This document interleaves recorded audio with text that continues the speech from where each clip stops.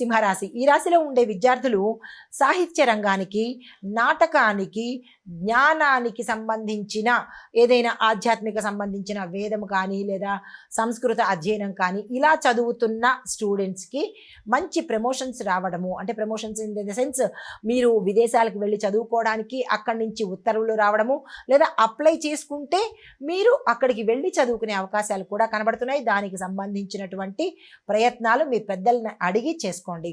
అదే ఉద్యోగపరంగా చూసుకున్నట్టయితే కనుక మీ నేతృత్వంలో, మీ లీడర్షిప్లో పనిచేసే వాళ్లకు చక్కని అవకాశాలు రావడంతో పాటు వారి ద్వారా మీకు పేరు ప్రఖ్యాతలు వచ్చే అవకాశం కనబడుతోంది, ప్రమోషన్స్ వచ్చే అవకాశం కనబడుతోంది. స్థాన చలనాలు కూడా ఎక్కువగా కనబడుతున్నాయి. అంటే ఉన్న స్థానం నుంచి వేరే స్థానానికి వెళ్ళడం కానీ, లేదు అంటే కనుక వేరే ప్రదేశాలకు వెళ్ళడం కూడా జరిగే అవకాశాలు గోచరిస్తున్నాయి.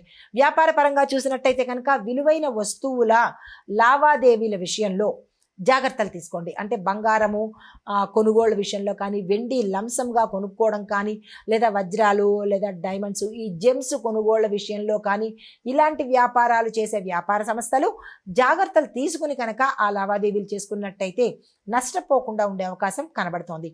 అయితే వ్యవసాయదారులు చూసుకున్నట్టయితే కనుక పండ్ల సాగు విజయవంతం అవుతుంది. పళ్ళ సాగు కోసం ప్రయత్నాలు చేసుకోండి. ఆరోగ్యపరంగా చూసినట్టయితే కనుక మానసిక ఒత్తిడి ఎక్కువయ్యేటట్టుగా కనబడుతోంది.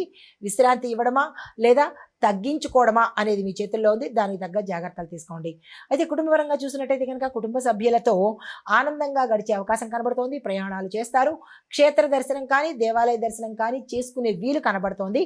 అయినప్పటికీ ప్రయాణాల్లో జాగ్రత్తలు తీసుకోండి. మీకు చెప్పదగిన పరిహారము, గురు సంబంధిత ఆలయ దర్శనం చేసుకుని ఆలయంలో పసుపు పువ్వులను ఇవ్వడం కానీ, పసుపును దానంగా మీ యథాశక్తి ఇచ్చుకున్నట్టయితే కనుక గురు సంబంధిత అనుగ్రహాన్ని సంపూర్ణంగా పొందుతారు.